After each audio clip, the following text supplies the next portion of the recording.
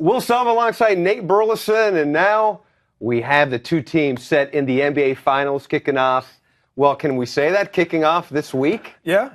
Can't say shooting off, but kicking off. Yeah, I guess you could say that, kicking off. So we got the Warriors and the Cavs. It got us thinking, right? Yeah. Who are the NFL equivalent of some of these stars? I like that. Right? Okay, so we came up with this idea. Okay. Let's start with Steph Curry. Back-to-back MVP of the NBA. Who do you think is his NFL player comparison? You know, I thought about Steph, and I think of elusiveness, a guy that is a magician with the ball in his hands. Fantastic playmaker. Nate, I appreciate that. But you have to pick somebody in the NFL. Okay, you're right. Well, then I started thinking, well, when a guy gets a ball in his hands, who is my guy? It's Odell Beckham. You know, when he catches Good call. He gets fantastically open. He makes moves with the ball in his hands. He's a guy that you just want to touch, and he's a high-volume guy, just like Steph Curry. Steph Curry needs shots. He's going to take 10 to 15 threes a game.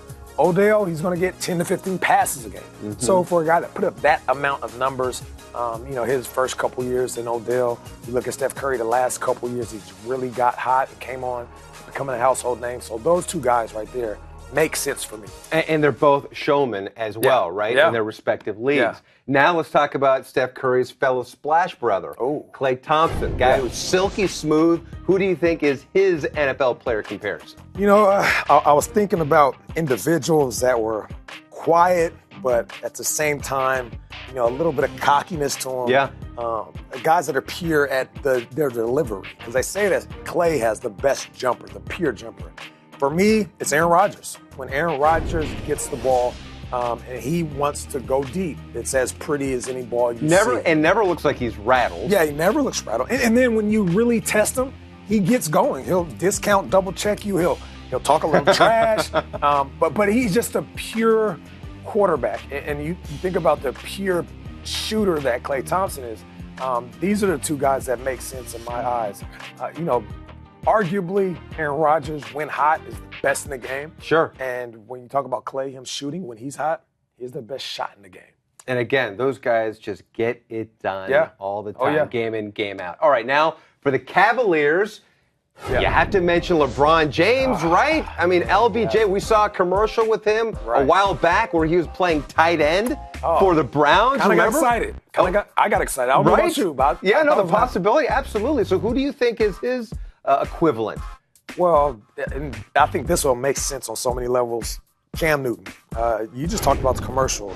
Both guys are extremely marketable. We all want to see the commercials of Cam. We want to see them in movies. We want to see them on TV shows. They have the ultimate swag. Yep. You want to talk about a guy that is kind of recreating what it means to be a quarterback in Cam Newton, and then a guy that's recreating the position in LeBron James. We haven't seen a guy like this since Magic Johnson.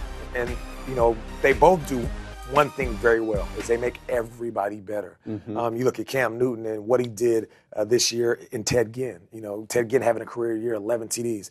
And then you look at LeBron, all the individuals on his team are household names. That's because LeBron makes these guys so much better.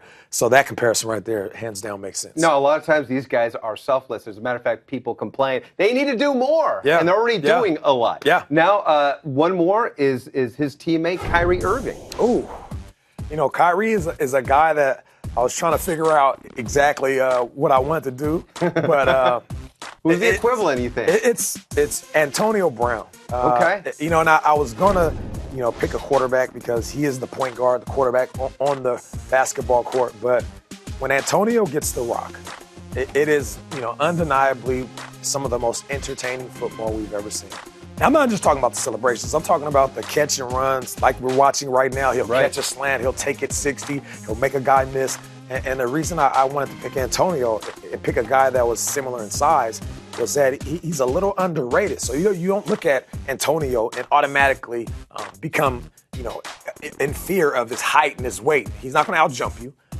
He's not going to outrun you most of the time, but he does run extremely fast when he gets the ball. He plays at a very high game speed. Kyrie, same way. When he gets the ball, he is absolutely fantastic. So those two guys right there are my comparison. But when you look at the hair, who's got the best hair? It's got to be Antonio, right? Yeah, the question is, what do you call that hairstyle? I don't know. Have we come up with a name? I think it's like the black Lego block, something like that.